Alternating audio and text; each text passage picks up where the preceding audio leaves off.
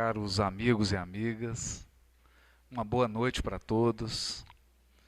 É com muita alegria que nós comparecemos a essa semana que se comemora na União Espírita Mineira, uma semana preenchida com participações e palestras. E gostaríamos de agradecer carinhosamente aos amigos da Casa de Betânia, lembrando que Badi Curi foi um dos homens, um dos espíritos encarnados que participaram do famoso Pacto Áureo e que compõem a caravana que nunca se dissolverá, que é a caravana da fraternidade, da união, do movimento espírita, dos espíritas e das federativas que atuam nesse imenso território brasileiro. Nós hoje vamos refletir sobre um tema muito especial. Vamos falar da obra de André Luiz, mas de um tema específico e especial. A conexão entre o mundo espiritual e o mundo físico retratada na obra de André Luiz. E para a nossa ajuda, nós nos recordamos de um belíssimo prefácio. Aliás, os prefácios de Emmanuel para os livros psicografados são uma obra de arte à parte, cada qual. E especialmente no livro No Mundo Maior, ditado pelo Espírito André Luiz e psicografado por Francisco Cândido Xavier, em 25 de março de 1947, Emmanuel ditou um prefácio.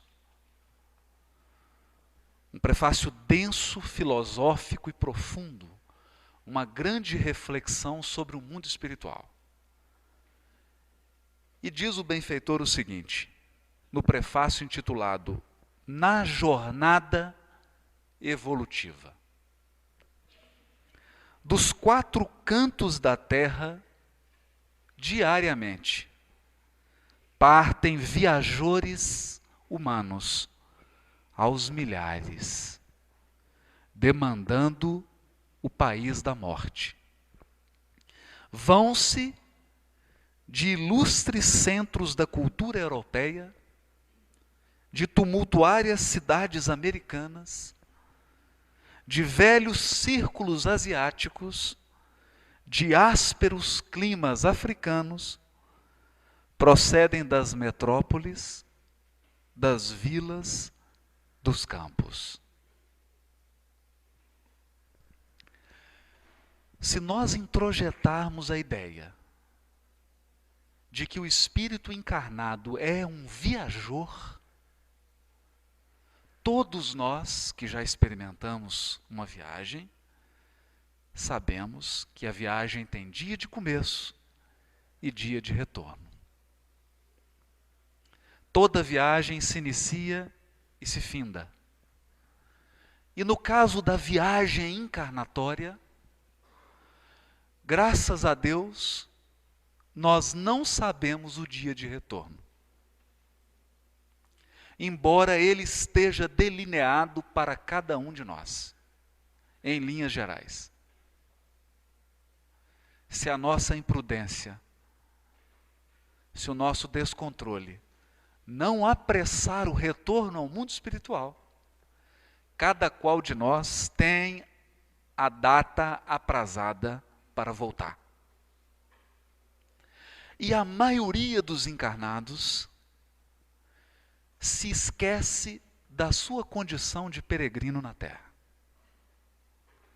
A maioria de nós se esquece do seu status de viajor. E como nós nos esquecemos dessa condição, temos uma tendência de acumular bagagem, o que torna a viagem muitas vezes penosa.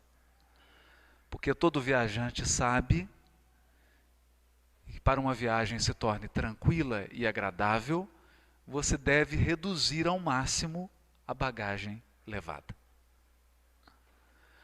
Aqui Emmanuel começa a reflexão do mundo espiritual dizendo o seguinte: embora nós não queiramos pensar nesse assunto, embora a gente se recuse a refletir todos os dias sobre isso, todos os dias, melhor, a cada minuto, centenas de pessoas desencarnam no planeta.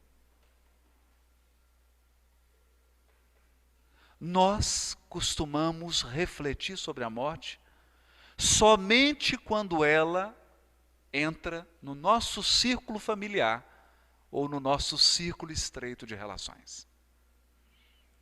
Mas a morte é um fenômeno corriqueiro, ela é um fenômeno natural, e enquanto eu estou falando aqui, por alguns minutos, centenas de pessoas acabaram de desencarnar no mundo. O certo é que algumas delas desencarnaram em centros ilustres da cultura europeia. Paris, Londres e tantas outras cidades. Outras partiram das tumultuosas cidades americanas. São Paulo, Nova York, Cidade do México e tantas outras. Alguns acabaram de desencarnar em centros asiáticos, Hong Kong, Bangkok, e outros ainda de climas ásperos na África do Sul, no Congo e em países extremamente carentes da África. Uns moravam em grandes metrópoles, outros em cidades pequenas com restritos recursos, outros moravam em vilas infectadas, pobres, carentes, e outros em campos isolados, espalhados por esse grande planeta. Seria um contrassenso esperar que todas essas pessoas que ingressam no mundo espiritual estejam no mesmo nível espiritual, intelectualmente falando e emocionalmente falando. Os níveis são os mais diversos, os mais variados. Cada qual apegado a circunstâncias, rotinas, relações muito diferentes. Por isso diz Emmanuel, raros viveram nos montes da sublimação, vinculados aos deveres nobilitantes. A maioria dos que desencarnam constitui-se de menores de espírito. Menores de espírito. Criaturas de estatura espiritual pequena, limitada, carente. Em luta pela outorga de títulos que lhes exaltem a personalidade. Não chegaram a ser homens completos. Não chegaram a ser homens completos. Por que Emmanuel diz isso? O título do prefácio é Na Jornada Evolutiva. E é preciso convir que os espíritos que ainda encarnam na Terra são espíritos que estão buscando se desvencilhar da animalidade. Nós somos espíritos em busca da humanidade, mas não somos ainda humanos completos. Ainda não. Basta examinar os índices de criminalidade nas grandes metrópoles. Basta examinar o comportamento das pessoas no trânsito em Belo Horizonte agora. Basta examinar o comportamento das pessoas na intimidade do lar. Basta examinar o comportamento dos nossos políticos, o comportamento dos gestores de verba pública. Basta examinar a nossa educação, as condições de moradia, de salubridade das nossas cidades.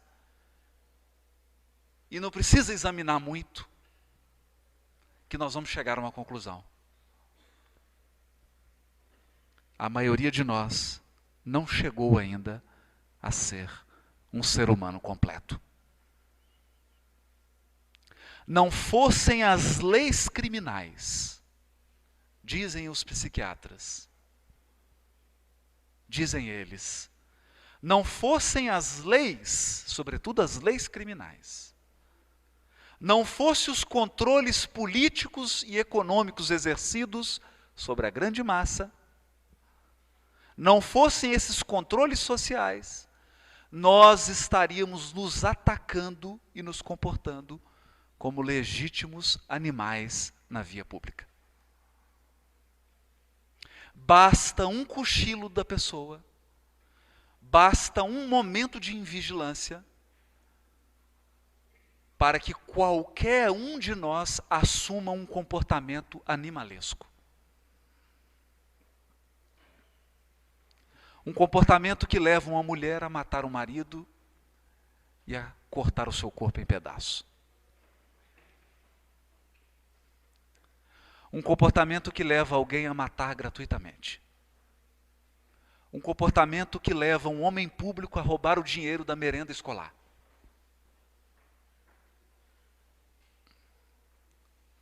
Portanto, essa grande massa egressa da vida física e que adentra no mundo espiritual é uma massa que não concretizou o propósito de todo mundo que encarna. O propósito de todo espírito ao encarnar é humanizar-se.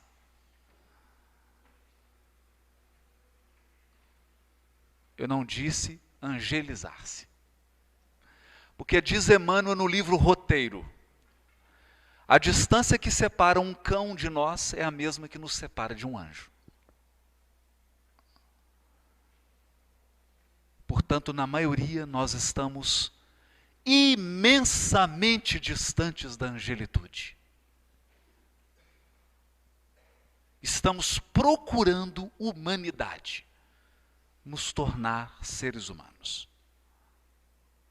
O grande desafio que é posto ao encarnado.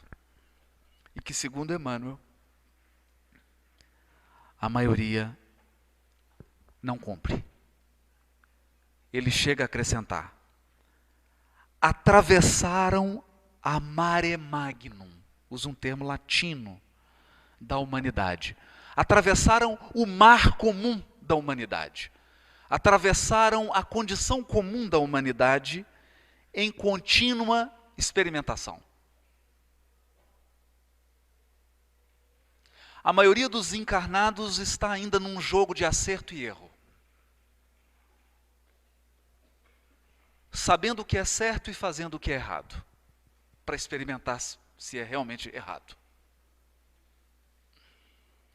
Sabendo o que é certo, mas fazendo o que é errado, confiando que não será punido. Sabendo o que é certo, fazendo o que é errado, porque não quer pensar que há uma lei divina que rege com absoluta justiça as nossas condutas. Então atravessam a encarnação num clima de profunda experimentação. Muitas vezes acomodaram-se com os vícios de toda sorte. Acomodaram-se com os vícios. É a rotina, a acomodação, a perda da vontade, a perda de rumo, a perda de objetivo. É navegar sem rota, navegar sem rumo. Sabe Deus para onde, sabe Deus quando. Como um barco lançado ao oceano, ao sabor das ondas. Apesar disso, porém, quase sempre se atribuíam a indébita condição de eleitos da providência. Eleitos da providência. A maioria de nós alimenta o sentimento de ser uma criatura tão especial que mereça um tratamento especial da providência divina.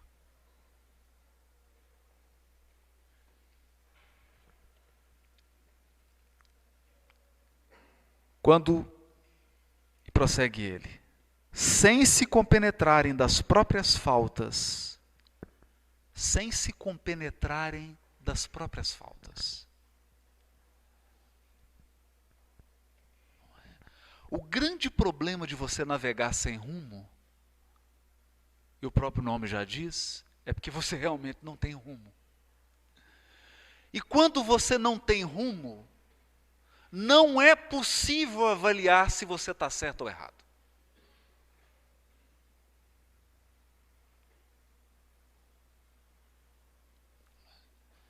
De modo que se você não sabe para onde ir em Belo Horizonte, você pode pegar qualquer ônibus, amarelo, vermelho, azul.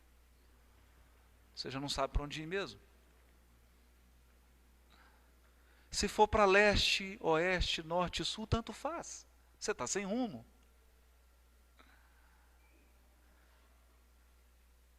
De modo que Emmanuel chama a atenção que a massa, a grande massa humana encarnada, perdeu o parâmetro para avaliar sua própria vida, o que é certo e o que é errado. Se está agindo corretamente ou não. Esperando um paraíso de graças para si e um inferno de intermino tormento para os outros.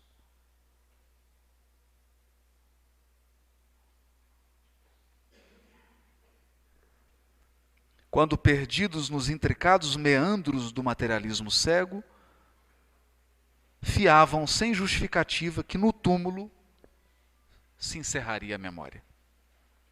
Se filiados a escolas religiosas, raros, excetuados, contavam levianos e inconsequentes com privilégios que jamais fizeram por merecer.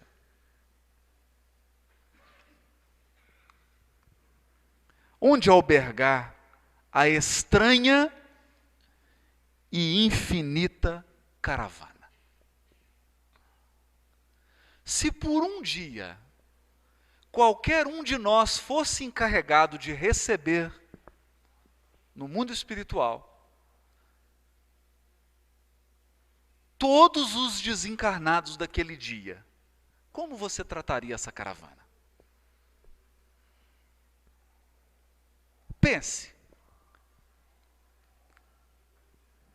Pense só por uma imaginação, não precisa levar a sério não. Pensa que você vai desencarnar hoje, 10 horas da noite. Dá tempo de assistir a palestra sem problema, fiquem tranquilos. 10 horas. Hoje é terça. E chegando no mundo espiritual, você vai receber uma tarefa. Todos que desencarnarem amanhã no planeta Terra vão ficar sob a sua responsabilidade. Japoneses, chineses, sul-africanos, brasileiros, americanos, norueguenses, escandinavos, franceses, ingleses. Onde albergar a estranha e infinita caravana?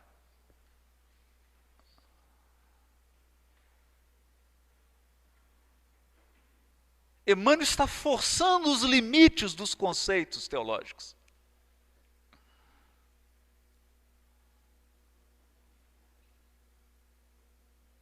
Nesse prefácio, ele vai trabalhar o conceito de céu e inferno. Onde você vai albergar? No céu, no inferno.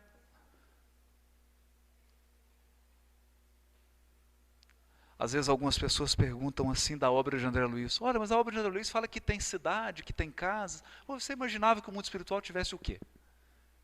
Nuvem branca? Fumaça?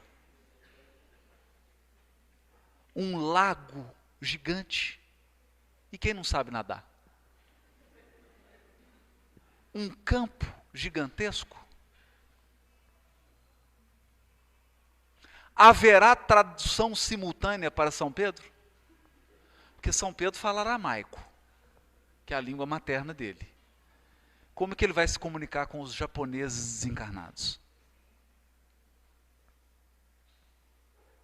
Com os ingleses?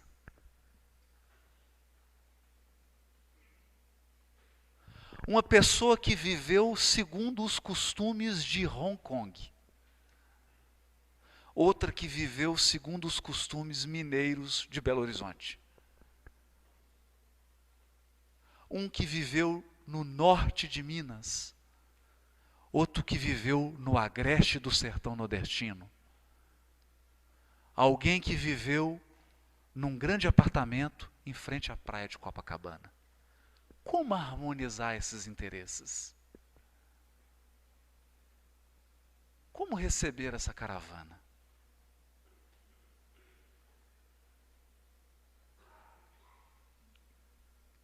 Perante, aí ele continua. Como designar a mesma estação de destino a viajantes de cultura, posição e bagagem tão diversas?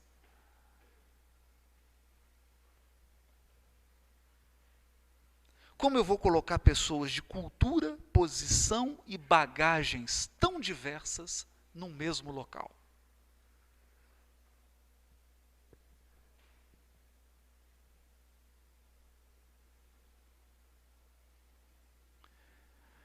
De modo que a lógica, o bom senso aponta para uma providência do mundo espiritual.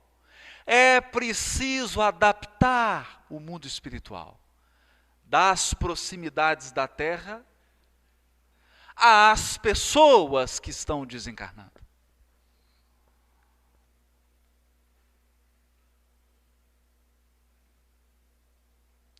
De modo que eu não posso receber alguém que acaba de desencarnar em Hong Kong com uma cozinha de fogão a lenha, um queijo Minas e uma placa escrita assim: uai.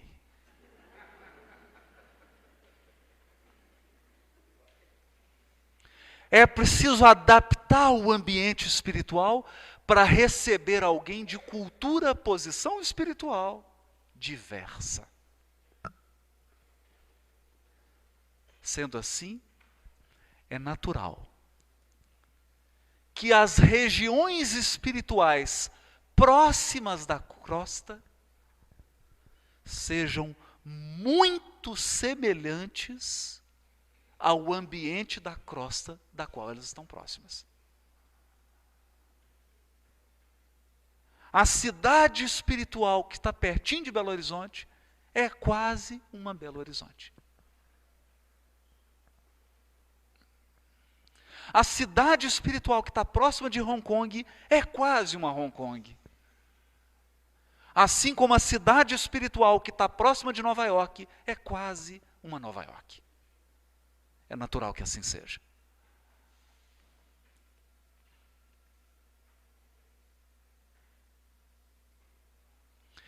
E é essa informação que a obra de André Luiz traz detalhadamente.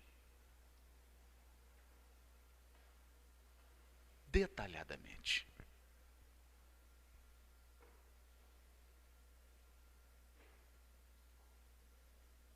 É importante pensar nisso. Seria uma fantasia imaginar que um índio que acabou de desencarnar agora na tribo Xingu seja recebido numa biblioteca no mundo espiritual. Toda em francês.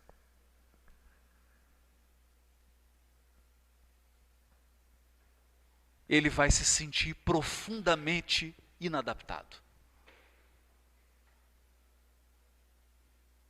Essa criatura se sentiria profundamente constrangida, sem lugar, humilhada até. E é isso que a obra de André Luiz vai retratar. Um mundo espiritual racional, palpável, lógico, que faz sentido. Um mundo espiritual condizente com a sabedoria de Deus.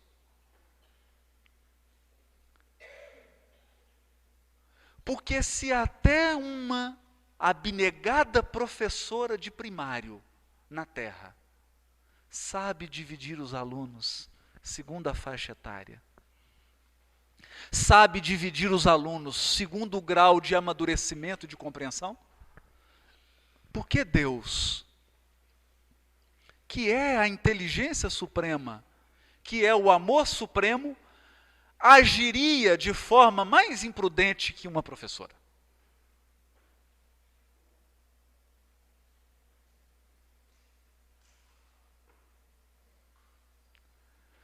Então, ao ler a obra de André Luiz, nós vamos encontrar um mundo espiritual plausível, real. Um mundo espiritual condizente. André Luiz não vai retratar as esferas superiores, inacessíveis à nossa compreensão. Porque faltaria elementos de comparação.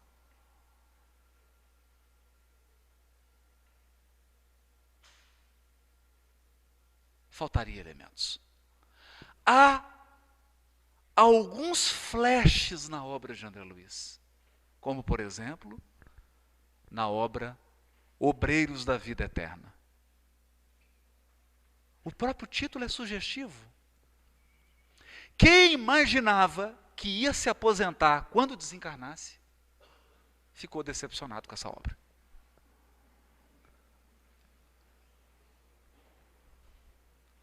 Não há previdência privada nem pública no mundo espiritual.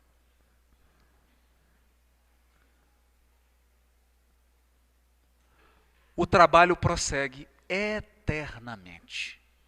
Obreiros da Vida Eterna.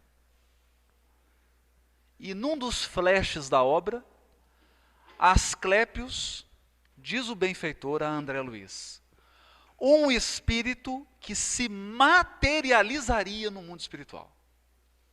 Por que se materializaria? Porque esse espírito não possui mais a forma humana. André Luiz não descreve isso. Não há na obra de André Luiz uma descrição pormenorizada de esferas em que espíritos não têm mais a forma humana. Sabe por quê? Porque não teria propósito nessa descrição. Nós estamos tão distanciados dessa condição. Faltaria tantos elementos de comparação para que a gente possa entender a vida numa esfera em que as pessoas não têm mais a forma humana, não têm mais corpo.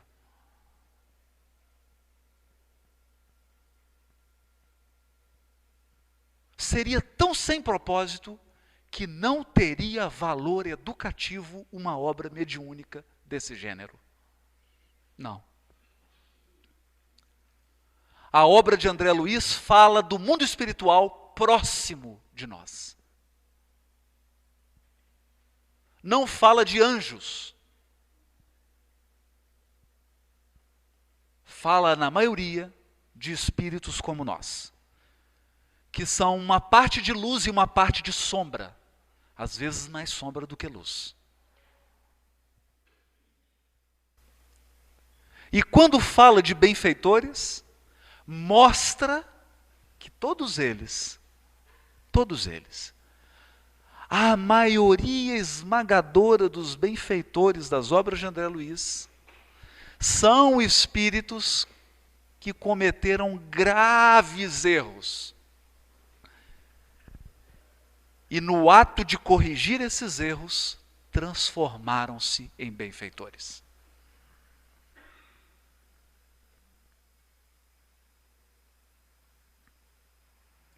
No livro Sexo e Destino,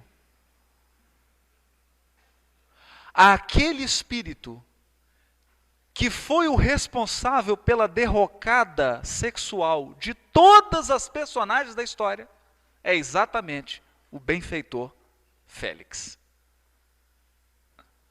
Aquele responsável por resgatar todos aqueles que ele ajudou a tombar. Não tem mágica. Não tem truque. Isso aqui não é Harry Potter. Não tem varinha, não tem porção mágica. Se você era ignorante quando estava encarnado, no mundo espiritual, você é ignorante do mesmo jeito. Aliás, corre o risco de você ser mais ignorante ainda. Porque aqui, pelo menos, você conhecia alguma coisa da vida social. Lá no mundo espiritual, nem isso. Se você é um amante do estudo aqui, no mundo espiritual você será um amante do estudo. Se enquanto encarnado, cada 10 palavras suas, 9 são bobagem, no mundo espiritual é a mesma coisa.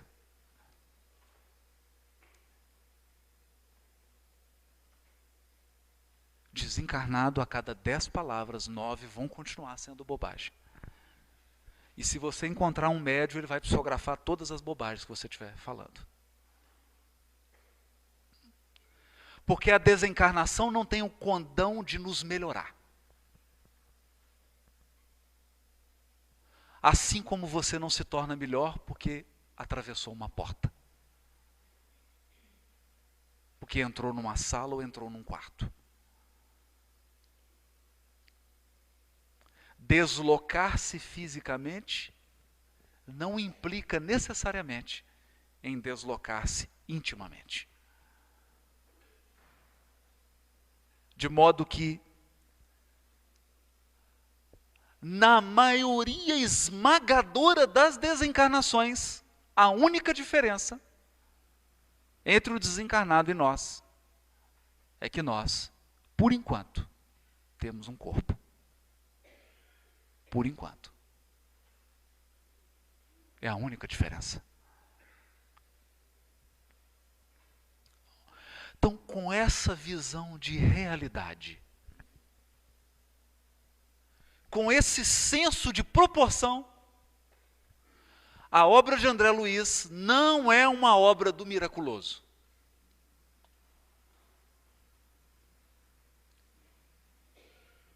Muitos esperavam de André Luiz a posição de um repórter irresponsável.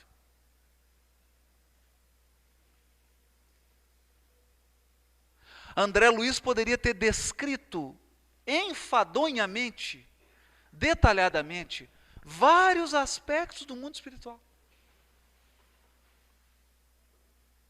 Mas ele renunciou a fazê-lo.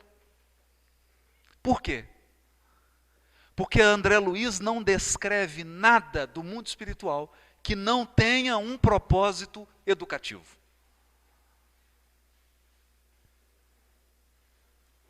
Toda a descrição na obra de André Luiz tem um propósito educativo. Tem uma finalidade.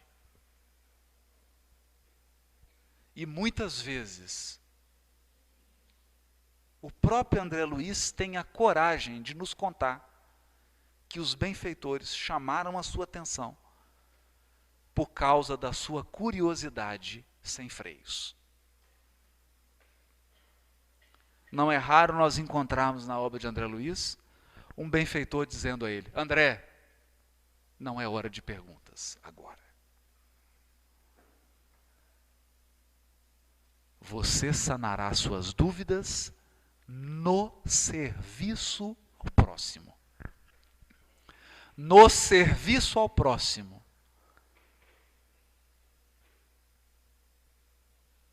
Controla a tua curiosidade. E ele sabia esperar.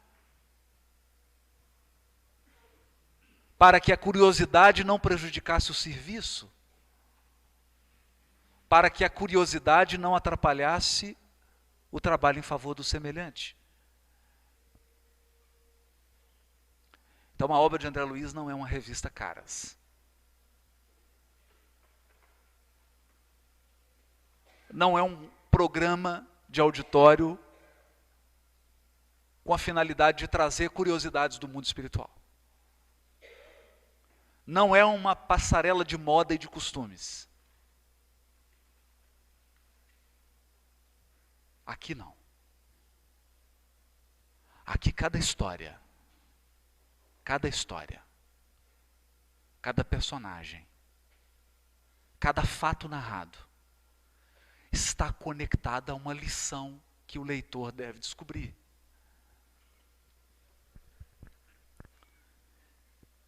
Eu me recordo de ter ouvido do casal Galves, Nena Galves e Francisco Galves.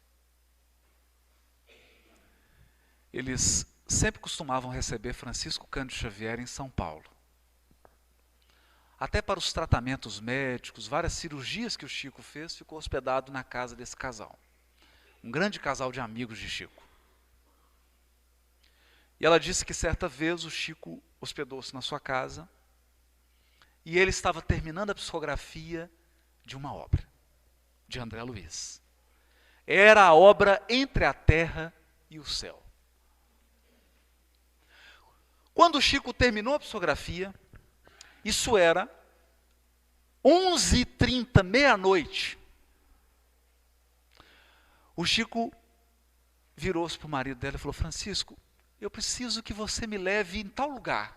Ele falou: Chico, mas é do outro lado de São Paulo, Chico. É muito longe. Ô, meu amigo, eu preciso que você me leve lá. Mas você sabe onde é, Chico? Sei, meu filho. Não sei, o Chico nem andava em São Paulo. Sei onde é. Chico, eu sei chegar mais ou menos, mas eu não conheço esse bairro. Não podemos ir, meu filho, fica tranquilo. E foram. Chegou no bairro, ele: Chico, agora eu não conheço nada. Meu filho, você segue essa rua aqui e vira à direita. Aí virou direita. Agora você vira à esquerda. E vai à direita, esquerda, esquerda, direita, direita, esquerda, direita. 15 minutos depois, o Chico falou: agora você para, meu filho, nessa casa. Eram 2h da manhã. Ele parou, desligou o carro. O Chico desceu do carro, foi até a porta da casa, abaixou a cabeça e fez uma prece.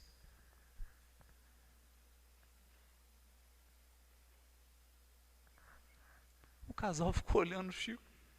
Oh, meu Deus, nós andamos isso tudo para fazer uma prece. Podia ter feito de lá, de casa, né? Nossa visão comodista. O Chico entrou no carro e falou: ô Chico, mas você veio aqui para fazer essa prece, né? Ele falou: meu filho, o livro que eu acabo de psicografar, as personagens do livro estão nessa casa. Depois que você lê o livro, você vai entender. Então eu vim aqui fazer uma prece por eles. Porque houve o desfecho da história e uns que acabaram de reencarnar estão aqui nessa casa. E aí ninguém falou mais nada. Então são histórias vivas. Histórias para os viajores, para quem está na jornada evolutiva. Eu me recordo do saudoso e querido presidente da União Espírita Mineira, Honório Abreu, que dizia assim: meu filho, o nosso desafio na doutrina espírita é a evolução consciente. Porque inconsciente está a maioria encarnada. Não sabe de onde veio, para onde vai e nem por quê. O nosso desafio na doutrina espírita é encontrar o propósito da nossa encarnação. Para que você está encarnado? Por que você nasceu na família que nasceu? Por que você tem os cunhados e a sogra que você tem? Por que você tem os filhos e as filhas que você tem? O companheiro ou a companheira que você tem? Por que você acha que trabalha onde você trabalha? Qual é o propósito da tua encarnação?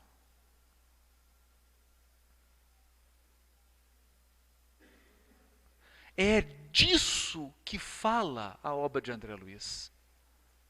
É disso que falam os benfeitores espirituais na obra de André Luiz. Qual o propósito da tua existência? Você já descobriu?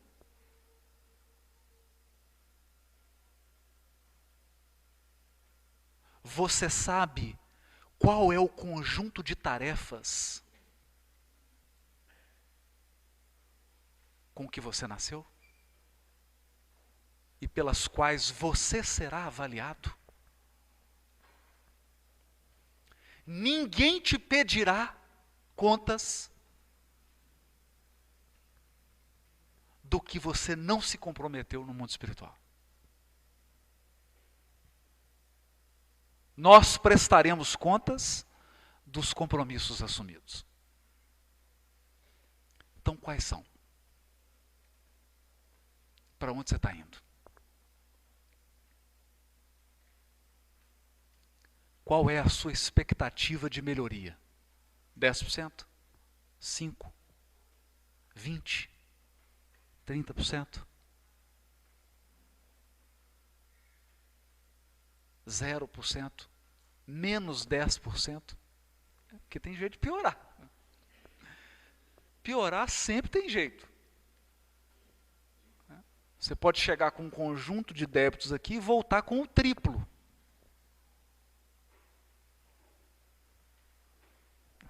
Então é isso. Perante a Suprema Justiça, o malgache e o inglês fruem dos mesmos direitos.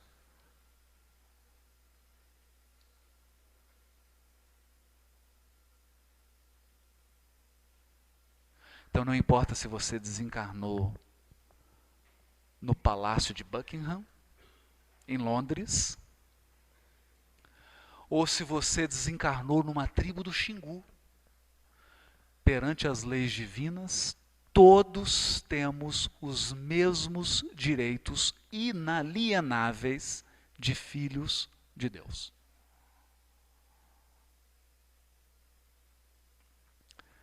Mas todo direito tem a sua contrapartida em um dever. Muitos direitos implicam muitos deveres. Não há distinção. Provavelmente, porém, estarão distanciados entre si pela conduta individual. Conduta individual. Diante da lei divina, que distingue, a lei divina distingue invariavelmente a virtude e o crime, o trabalho e a ociosidade, a verdade e a simulação, a boa vontade e a indiferença, da contínua peregrinação do sepulcro participam, todavia, santos e malfeitores, homens diligentes e homens preguiçosos.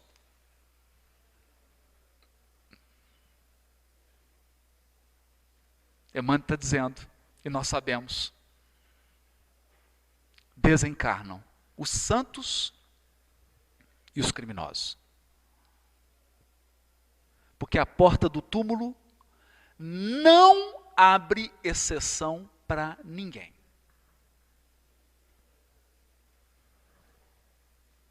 Eu vou traduzir isso. O Emmanuel fala tão bonito, né? Eu vou traduzir. Todo mundo aqui vai desencarnar. Inclusive você. inclusive eu. Todos. Não importa a sua estatura espiritual, todos atravessaremos o túmulo.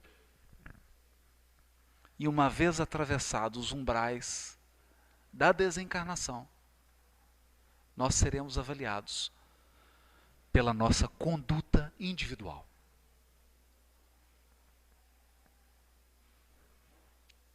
É importante. E aí Emmanuel começa a dizer: como avaliar por bitola única recipientes heterogêneos?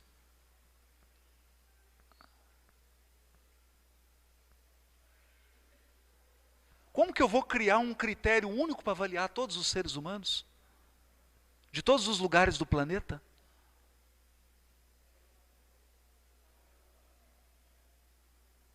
Regras absolutas? Regras absolutas? Não é? Então aqui você fala assim: menino, não come formiga, meu filho, não é? O menino está lá comendo formiga, não é? Você vai na China, a mãe fala: meu filho, experimenta uma formiguinha. Vai numa tribo e fala: filho, essa formiga é tão gostosinha, experimenta um pouquinho. Como criar uma regra única para avaliar pessoas que vivem em condições absolutamente diferentes?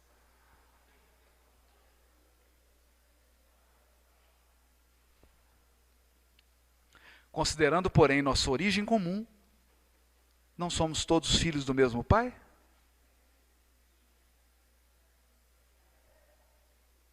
Estamos em condições diferentes, mas na essência somos iguais. Então há uma lei divina que se aplica a todos, adaptada ao grau de evolução de cada um. Cada qual responderá perante a lei divina segundo o seu nível de adiantamento espiritual. Quanto mais adiantado, maiores os níveis de exigência. Quanto mais esclarecido, maiores as responsabilidades. Essa é a visão do mundo espiritual. Por isso diz Emmanuel, a lógica e o bom senso nem sempre se compadecem com argumentos teológicos imutáveis. O fato de nós acreditarmos em algo não muda as leis divinas. O fato de você ter uma ideia e querer que todos se adaptem a ela não muda as regras da vida.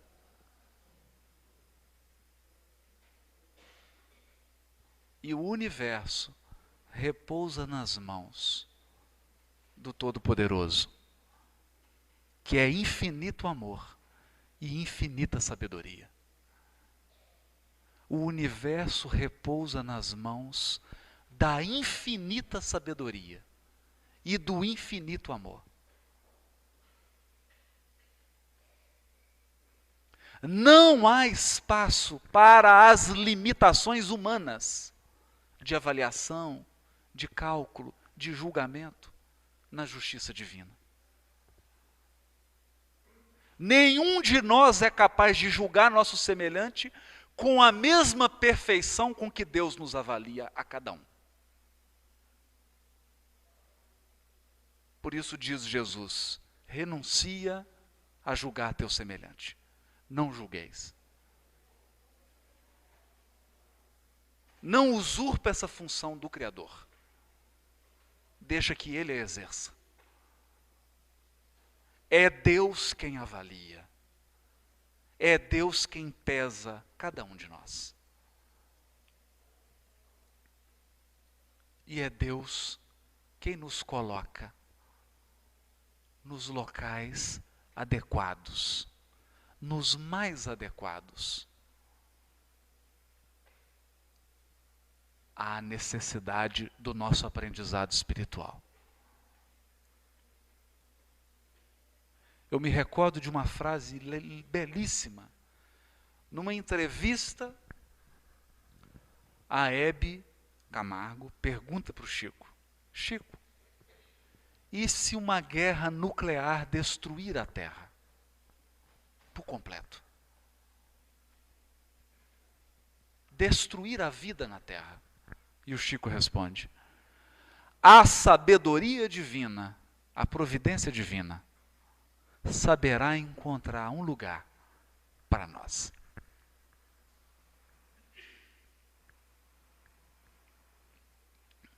Tanto na vida física, quanto no mundo espiritual. Cada criatura que desencarna nessa imensa caravana, não importa de onde veio, qual a cultura que teve, qual a língua que fala, será acolhido segundo as suas necessidades. Segundo a sua necessidade de aprendizado espiritual. Porque um lugar estará reservado para cada um de nós. Um ambiente propício à continuidade do nosso aprimoramento espiritual. Preparado. Nem sempre o ambiente que a gente quer. Eu me recordo quando fui transferido para uma cidade do interior, no trabalho, e eu não queria ir, queria ficar aqui em Belo Horizonte, mas tinha que ir. E quando eu cheguei, tive contato com uma freira na cidade. Ela coordenava uma escola que acolhia meninas do sexo feminino, abandonadas pela família. Então ela acolhia aquelas meninas e cuidava, era um abrigo infantil para meninas. E ela me perguntou: olha, por que você quis vir para cá, né? Eu falei: na verdade eu não quis, né? Me vieram para cá. Ela falou assim: não, meu filho, não.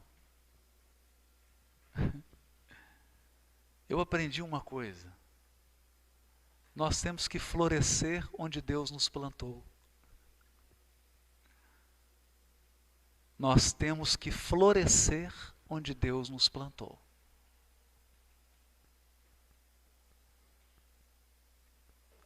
Porque uma coisa é florescer onde você quer estar. Quando você está onde quer.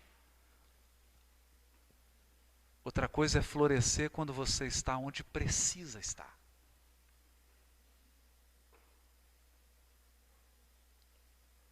E a obra de André Luiz é essa grande revelação do mundo espiritual. Alguém que tiver a boa vontade de alma de ler a obra de André Luiz completa, ele vai se libertar de muitas crenças limitantes.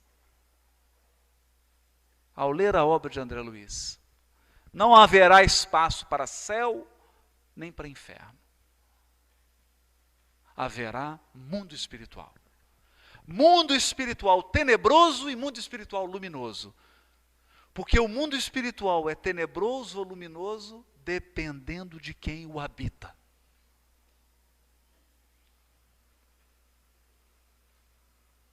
Só habita nas trevas quem tem treva por dentro. Ou quem tem tanta luz que desceu para iluminar.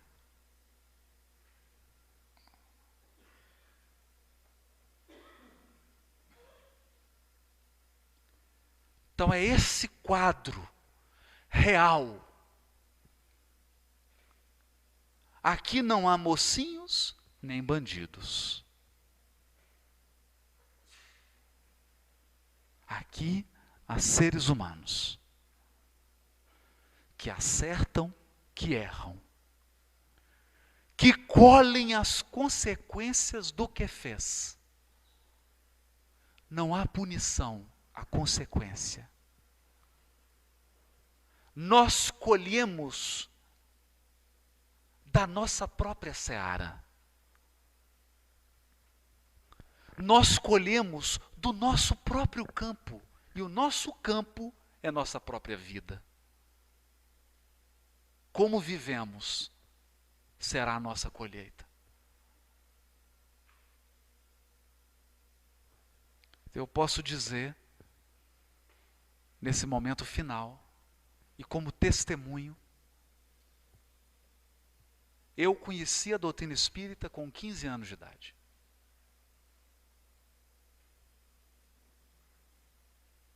E graças a Deus, um vizinho me entregou nas mãos. Após a desencarnação de uma pessoa muito querida, não era parente, na verdade era uma vizinha, mas muito querida mesmo. Ela desencarnou deixando 6 filhos. Um deles com 5 anos de idade. Ano passado, esse filho de 5 anos de idade desencarnou num acidente de moto. Há 25 anos atrás, depois do desencarne dessa senhora, alguém me deu o livro Nosso Lar. Eu não posso dizer que li esse livro. Eu bebi esse livro como alguém que não via água há 10 anos. Eu matei minha sede. Eu li sem pausa. E graças a essa série, e não conseguia parar de ler os outros, é claro. Graças a essa série, eu mudei completamente a minha visão da vida, da imortalidade, da nossa viagem evolutiva. Graças a essa grande série. Então, hoje em comemoração à série André Luiz, ao que ela retrata do mundo espiritual, a única palavra que eu encontro para dizer é André Luiz, Chico Xavier, Emmanuel. Muito obrigado. Boa noite para todos.